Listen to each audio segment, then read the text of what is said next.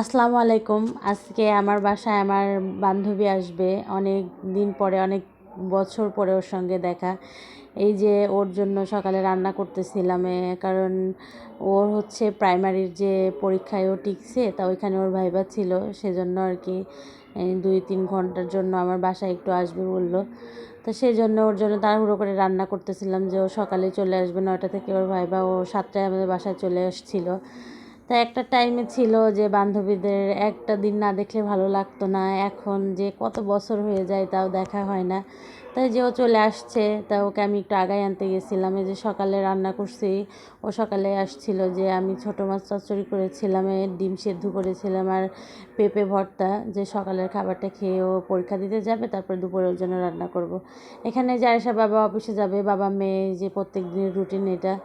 তারপরে ও খেটে ও চলে গেল ওর ভাইবা ওর পরীক্ষা দিতে।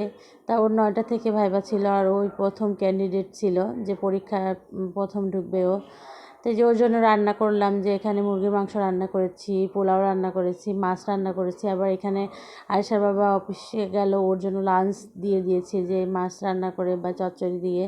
তারপর ভাইবা শেষ, ও বাসায় আসলো, বাসায় এসে আবার চলে যাচ্ছে, আজকে চলে যাবে। তাই অনেক দিন পরে বান্ধবীর সাথে অনেক গল্প আড্ডা হইলো, অনেক ভালো লাগলো, অনেক দিন আগের কথা মনে পড়লো। তো সবাইকে অনেক ধন্যবাদ আমার ভিডিওটা দেখার জন্য। আল্লাহ হাফেজ।